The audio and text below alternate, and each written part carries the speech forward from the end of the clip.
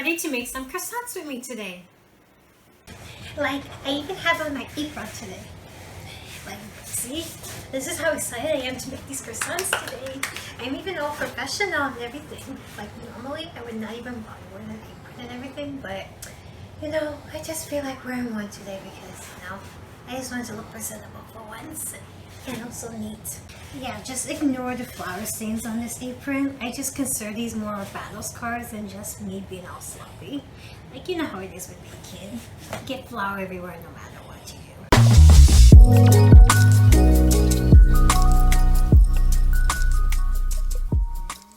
Hi, my name is Tiffany and welcome back to my channel. Today we're going to be making some croissants. Now, if you're not already subscribed to me on my YouTube channel, please do give this video a like and please follow me on YouTube. Like, click the subscribe button and ring that notification bell so that you'll be notified whenever I post a new video or reel. While these croissants may look like your typical croissants, I promise you guys, these croissants are even more butterier and flakier than your standard fare. Bet you've never seen a croissant as flaky as this now, haven't you? Well, actually, this could be a little bit more flakier for what it's worth, but you know, at least it's still flaky and I did the best I could with this one, considering how I usually am with lamination, but you know what? It's better than nothing, right? Still super buttery though! Just look at it! Look at the flakiness! Trust me, you will not be disappointed with these ones. That and I may or may not have added in an extra special ingredient to help make these croissants even more tastier. So yeah, you can totally leave them up. It's up to you. But I highly recommend that you don't, because just trust me on this, you'll thank me later once you see it.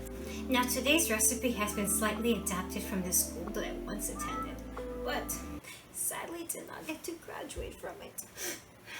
Like, real talk though, this school though was honestly seriously tough. And the chefs there were like even more critical and harsh, and like honestly, nothing I ever did there was ever good enough for them, and I'll just never be good enough. Like, I'll never be good enough for them, like ever. But enough about that dark chapter of my life. So yeah, the main difference between those croissants and these croissants is that instead of making things the traditional way, we'll be making them using the inverse method.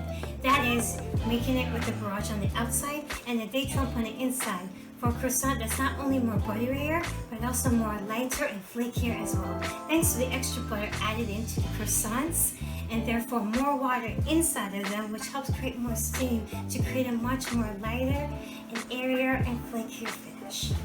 And unlike in the traditional method, there's absolutely no chance of unbaked dough being left behind in them, thanks to the higher fat content left inside of them. And yes, I do understand that the inverse way of making things is a bit more difficult and harder to master than doing things in the traditional way, but trust me, you guys, once you get the hang of it, you'll be so amazed at how much more easier the dough is to handle and to roll out than you would find with the traditional method.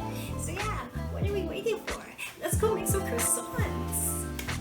To get started on the croissants, we're going to start off with the barrage, or the butter block. So start off with 681 grams, or 6 butter sticks worth of unsalted butter, and cut into half-inch cubes. Toss together with 35 grams of all-purpose flour, and then lightly flour your countertop with some more flour. And then pour your cut up butter cubes on top of the flour, and then shape into a square. Add another light layer of flour on top of the butter block, but not too much. You just want enough so that the butter doesn't stick to the rolling pin, and carefully roll out your butter block.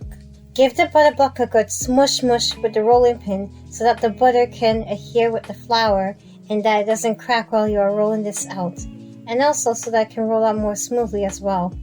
Continue to roll out the butter block until you have a length of 17 inches and a width of 10 inches. Carefully cover up your butter block with some plastic wrap and chill in the fridge for at least an hour while you go and prepare the sponge for the trompe.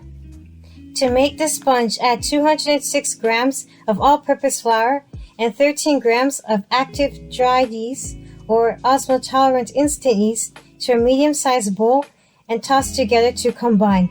Then add in 315 grams of your chilled whole milk and stir together until fully combined.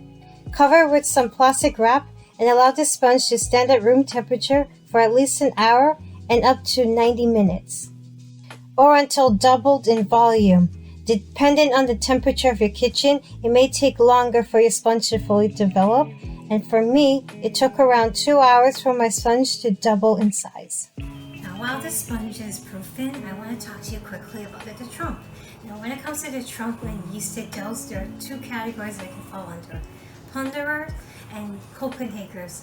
Plunderers tend to have a richer trump and less rolling fat, and they're typically found in danishes, whereas Copenhagers have a leaner trump and more rolling fat, and they're typically found in croissants. While you may have other puff pastries that have yeast in them that may fall into one of the two categories as described here, puff pastries that do not have any yeast in them will not fall into these categories. Instead, they will fall under the classical categories for puff pastries, which would be like the Blitz or the quick puff pastry, the classic puff pastry with the trump on the outside and the barrage on the inside, and your inverse puff pastry with the barrage on the outside and the trump on the inside. And for any Europeans and chefs that may be watching this, I do apologize if I am butchering these terms. When it comes to like fancy words and certain terms, like I find it really hard to pronounce them because I'm very uncultured, and like because I don't speak the language, it's just that the pronunciation can be kind of hard for me to say. So if I do butcher these words, if they sound incorrect to you, I do apologize. But I hope you understand what I mean when I was talking about the trumps. Speaking of sponges, what is a sponge exactly? Well, a sponge is a type of pre-ferment that's found in a richer yeasted dough, such as brioches, challah breads, cinnamon rolls, and even croissants. Now, whenever a pre-ferment is added to a dough, it gives it a more complex flavor, and as well as adding a soured and perfumed note to the bread. Now, while it's true that the majority of croissants do not feature a sponge in them, we'll be using a sponge in today's recipe to not only make them a little more extra special, but it adds complex flavor to the croissants. Obviously, there are many different types of fermentations out there found in yeasted doughs, and for me to explain them all would literally take all day, and so I will be doing a separate video on that where I go further in depth about the different types of fermentations that you can expect to find in breads, as well as sourdough starters, which itself is a special kind of fermentation. Now it's time for the super special ingredient that I was hinting at earlier. Cheese! Well, I'm not sure if I exactly want to add cheese, but I do want to add cheese now because I want to make it extra special, and it's been a long time since I had a good old cheese croissant. Feel free to leave this out if you want to have a plain croissant, but I absolutely want to add cheese to this, so I'm going to add cheese to this. I know I have this already, but you know what? Cheese is cheese, so feel free to add in whatever cheese you want, but for best results, use cheddar or Marlboro. To make the trump, you're going to finely shred 180 grams of extra sharp old cheddar or other sharp cheese and add it to your dry ingredients. Toss the cheese and the dry ingredients together until the cheese has been fully incorporated and the flour mixture resembles coarse breadcrumbs, and you can easily clump it together. Once your sponge has fully developed, add in 55 grams of unsalted butter that's been cut into cubes and is at cool room temperature, and using your hands, gently mix the butter into the sponge. Add in 56 grams of chilled whole milk and your sponge to the cheese flour mixture, and using a spatula or your hands if you like, gently mix together for 2 to 3 minutes or until fully incorporated. Allow this mixture to sit for 5 minutes before kneading your dough. Using a flexible bowl scraper, continue to knead your dough for 5 to 10 minutes or until the dough has become smooth and medium gluten has developed. You can also knead this dough in a stand mixer using a dough hook attachment if you like.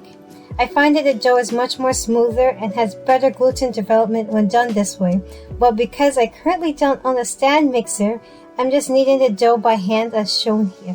Once your dough has been kneaded, cover the bowl with some plastic wrap and allow the dough to rest at room temperature for 45 minutes.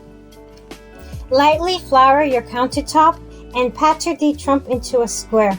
Roll out your D-trump to an 8 by 8 inch square. Though in all honesty, you probably won't need to roll out your détrempe that much since it will be closer to this size anyways when you go to roll it out. So this is just all an insurance just to make sure that your détrempe is the correct size when you go to put it inside of your barrage. Cover up your détrempe with some plastic wrap and chill in the fridge for at least an hour before beginning your lamination. Once both layers have been sufficiently chilled, give the countertop a generous dusting of flour. We are doing this to ensure that the barrage does not stick to the countertop.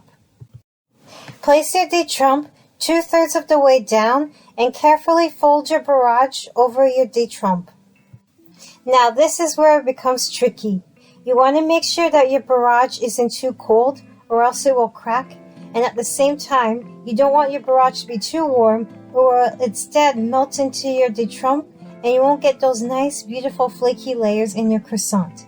You want your dough to be a happy medium in terms of temperature so that the dough can roll up more smoothly.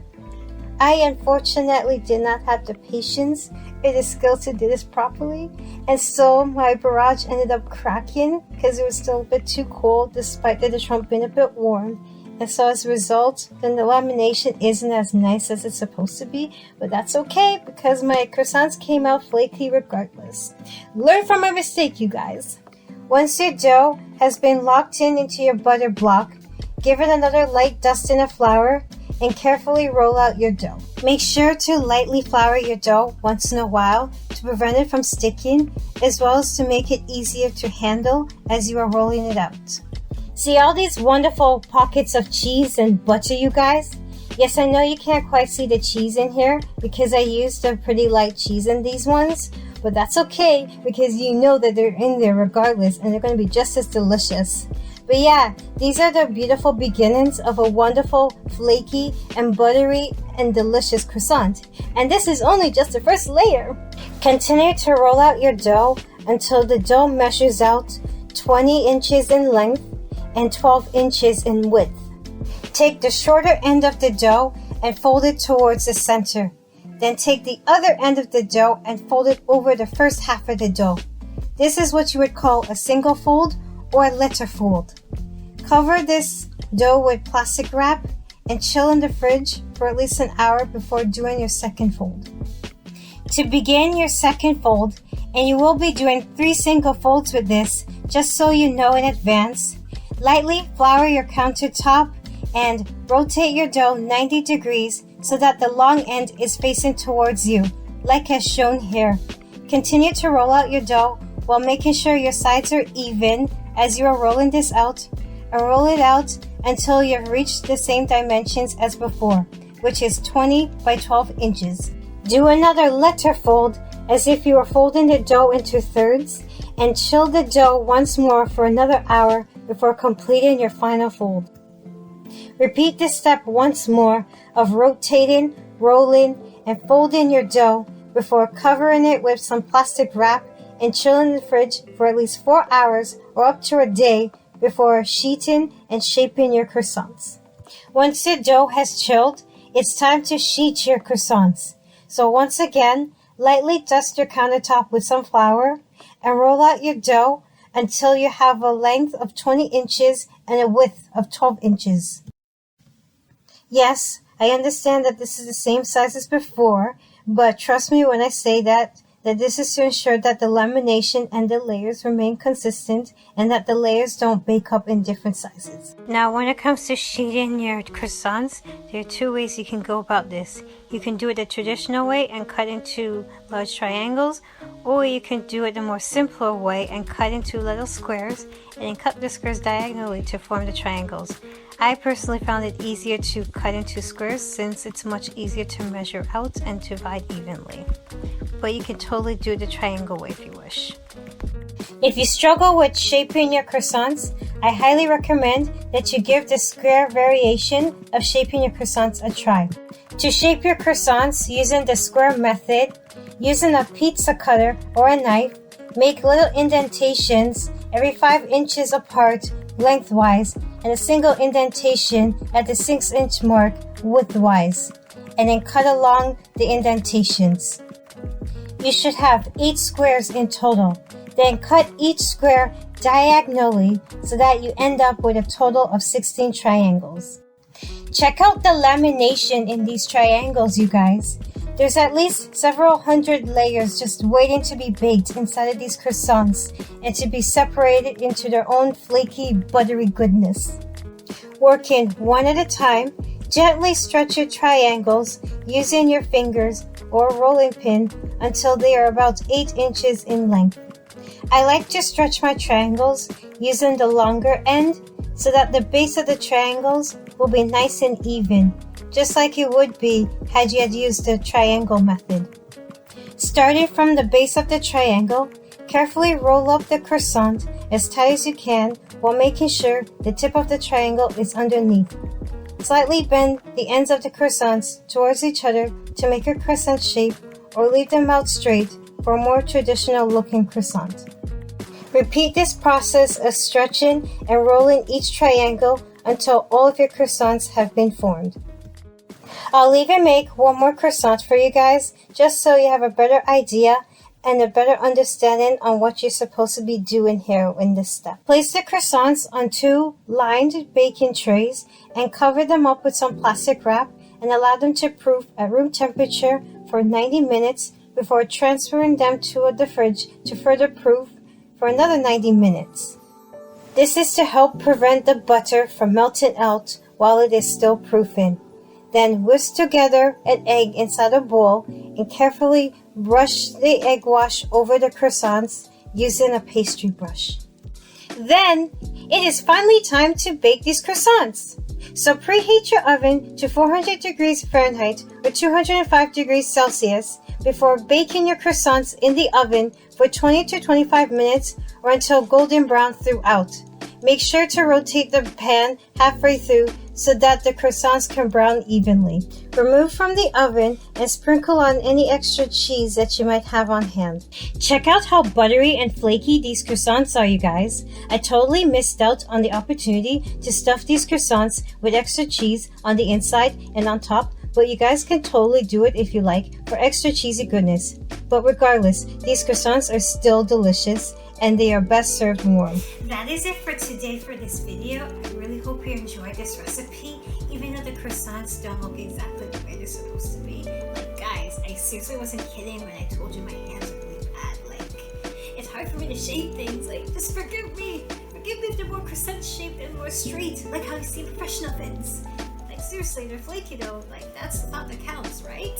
Now that you have the recipe, perhaps you'd be even better at the shaping of the croissants than I possibly ever could with them. Or maybe perhaps the croissant shape isn't as bad as I thought it would be. I don't know. Do let me know what you think of them in the comment section down below. And if you like what you see here, please do give this video a like and subscribe to my YouTube channel and ring the notification bell to be notified of my latest posts or reels or video tutorials. And also follow me on Instagram at Tips Patisserie. And the recipe for these croissants will be on my website, tipspatisserie.wordpress.com. The link to that is in the description box down below. And until next time, you guys, stay safe out there, my friends. And excuse me, I have a date with these croissants.